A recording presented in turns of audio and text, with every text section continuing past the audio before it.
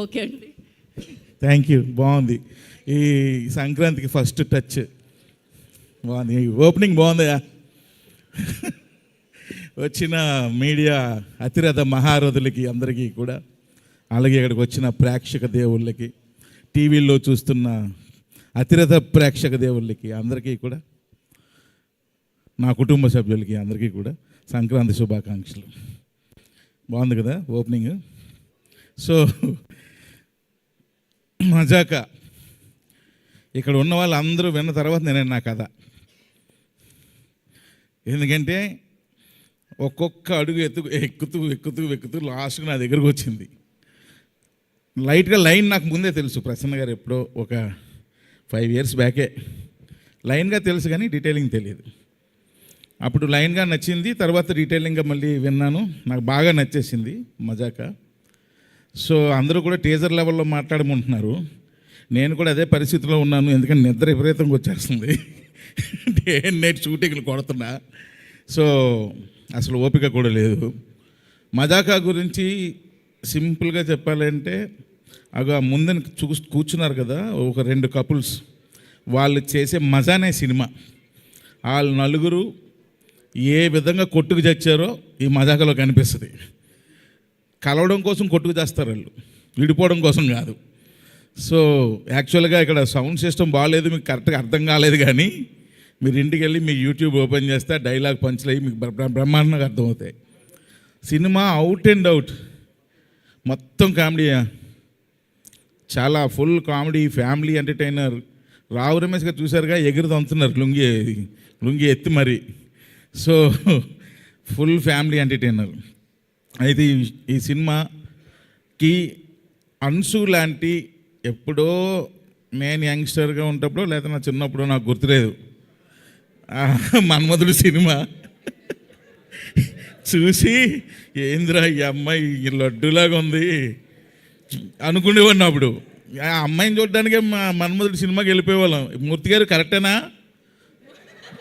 మూర్తి గారు, ఈ అమ్మాయి అనకాపిల్లో మనం అమ్మాయిని చూడడానికే ఓ రేంజ్లో ఉండేదే బాబు. మీకు తెలియకపోతే ఒకసారి పెట్టి చూడండి, నెక్స్ట్ లెవెలే. సో అలాంటి అమ్మాయి ఒక్కసారి ఈ సినిమాలో హీరోయిన్గా కళ్ళ ముందు రాబోసరికి అసలు ఏంది ఇది నిజమేనా అనిపించింది. ఇప్పటికీ అలాగే ఉందా?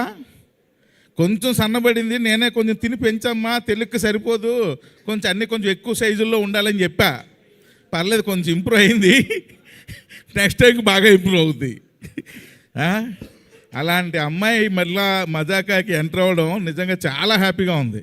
సినిమాలో కూడా మన్మధుడిలో ఏ రేంజ్లో అమ్మాయిని ఫీల్ అయ్యారో మజాకాలో కూడా అలాగే ఫీల్ అవుతారు. కాకపోతే అక్కడ నాగార్జున గారి పక్కన, ఇక్కడ రావు రమేష్ గారి పక్కన. సో ఎక్సలెంట్గా చేసింది. కాకపోతే పాపం అంతా లండన్ ఇంగ్లీష్. ఇప్పుడు వరకు ఇన్ని రోజులు షూట్ చేసాం, కానీ గుడ్ మార్నింగ్ తప్ప ఏ మొక్క నాకు అర్థం అవ్వలా ఏం చెప్తుందో. అంత అంటే ఇంగ్లీషు నాకే అంతంత మాత్రం వచ్చు. ఈ అమ్మాయి జెట్ స్పీడ్లో మాట్లాడుతుంటుంది. అది మామూలు రేంజ్ కాదు.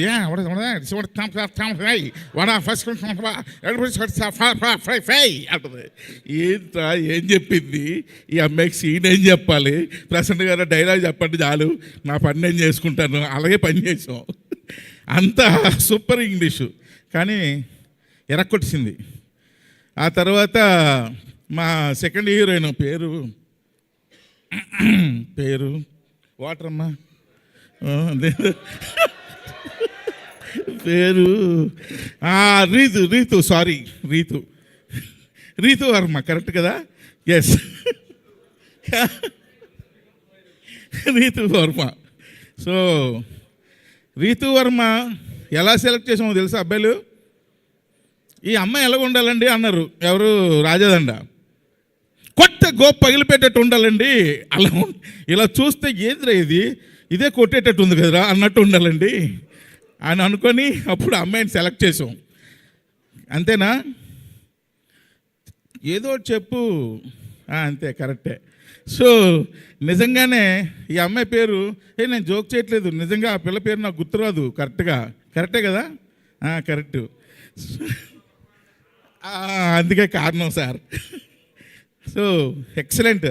కానీ ఇద్దరు చూడండి తాటి చెట్లలాగా ఎంత పొడవున్నారు హీరోయిన్లు ఇద్దరును. ఎందుకు సెలెక్ట్ చేసాం? వాళ్ళిద్దరికన్నా పొడవుకున్నాడు మా హీరో సందీప్ కిషన్. సో సందీప్ గారు ఎన్నోసార్లు సందీప్ గారు నేను సినిమా చేద్దామని ఎప్పటి నుంచో మేము వయసుకు వచ్చాం సినిమా అప్పటి నుంచి.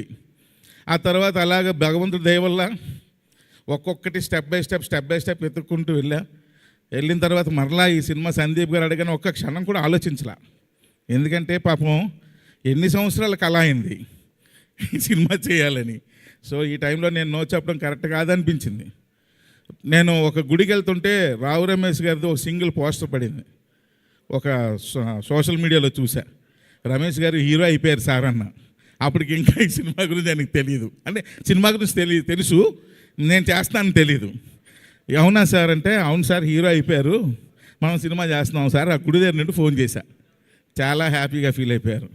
సో ఎనీహౌ ఈ మజాకా సినిమా నిజంగా ప్రసన్న గారు ఇందాలు చెప్పినట్టు అదే దాని అంతటా అదే వెళ్ళి అందరినీ పిక్ చేసుకుంది.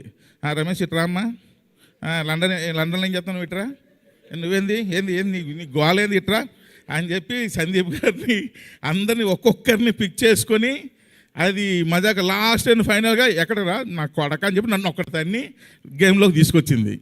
సో ఎందుకంటే అందరికన్నా మజాకా ప్రాజెక్ట్లోకి లాస్ట్ వచ్చింది నేనే. సో అలా ఈ సినిమా స్టార్ట్ అయింది. తమ్ముళ్ళు చెప్తున్నా, ఏమి ఎగురుతాయి? సీట్లు ఎగురుతాయి. సీట్లు కాదు, ఆ గేట్లు పగులుతాయేమో అని డౌట్ ఈ సినిమా రేపు రిలీజ్ అయిన తర్వాత. అంత కామెడీ ఉంటుంది సినిమాలో, ఎక్సలెంట్గా ఉంటుంది. ఎవ్రీ సీన్ ప్రసన్న గారు ఎరక్కొట్టారు, డైలాగులు ఒక రేంజ్లో రాసేసారు ఆయన. సో ప్రతి సీను అది ఇదని లేదు. అలాగే ఎమోషనల్ సీన్స్ కూడా రావు రమేష్ గారు, అంశు గారు ఒక సీన్లో యాక్ట్ చేశారు. అలాగే రావు రమేష్ గారు, మా పేరు మర్చిపోయాను, ఏం పేరమ్మా, కొంచెం రీతు గారు అసలు ఎక్సలెంట్గా యాక్ట్ చేశారు. అలాగే మదర్ సెంటిమెంట్లో మా హీరో ఫైట్ ఉంటుంది, ఫైట్లో ఏడుపు వస్తుంది, అలా చేశాడు, ఎక్సలెంట్గా చేశాడు మా హీరో. సో కాబట్టి పర్ఫార్మెన్స్లో ఎవరికెవరు తగ్గలేదు మూర్తి గారు. నన్ను ఇన్వాల్వ్ చేయొద్దు త్రినాథరావు గారు. ఏంటి మూర్తి గారు, నన్ను ఇన్వాల్వ్ చేయొద్దు రావు గారు అంటున్నారు ఆయన. మూర్తి గారు ఎవరినైనా మర్చిపోవచ్చు కానీ మిమ్మల్ని మర్చిపోకూడదు, ఎందుకంటే మీరు నేను ఒకే ఊరోళ్ళం. కాబట్టి సినిమా ఫుల్ ఫ్యామిలీ ఎంటర్టైనర్. అలాగే మన నిజార్ నేను లోకల్ ఎంత అందంగా ఉంటుందో లడ్డూలాగా, ఈ సినిమా కూడా అదే విధంగా లడ్డూలాగా ఉంటుంది. బ్రహ్మాండమైన ఫోటోగ్రఫీ. ఇంకా భీష్మాచార్యుడు, మా పూజ్యుడు, మా ఆద్యుడు సాయి కృష్ణ ఆయన. సో వీటన్నిటికీ మించి ఈరోజు రాజాదండ, నాకు రాజాదండ అని ప్రసన్న గారు పరిచయం చేశారు. బట్టి విక్రమార్కుడు అంటారు కదా, అలాగా 2 నెలలు తిరిగాడండి మా ఇంటి దగ్గరికి. పాపం 2 నెలలు ఎదురుంటే కాఫీ షాప్కి రావడం, ఫోన్ చేయడం, సార్ ఒక్కసారి మాట్లాడాలి సార్, ఒక్కసారి మాట్లాడాలి సార్. ఆయన ఓపిక నిజంగా చెప్పుకోవాలి. సో అంత ఓపికగా ఈ ప్రాజెక్ట్ ఎలాగైనా సరే త్రినాథరావుతో డైరెక్షన్ చేయించాలని ఆయన పట్టు వదలని విక్రమార్కుడు తిరిగాడు. నిజంగా ఆయన కష్టానికి తగ్గ ప్రతిఫలం కంపల్సరీ మజాకా మీకు ఇస్తుంది సార్.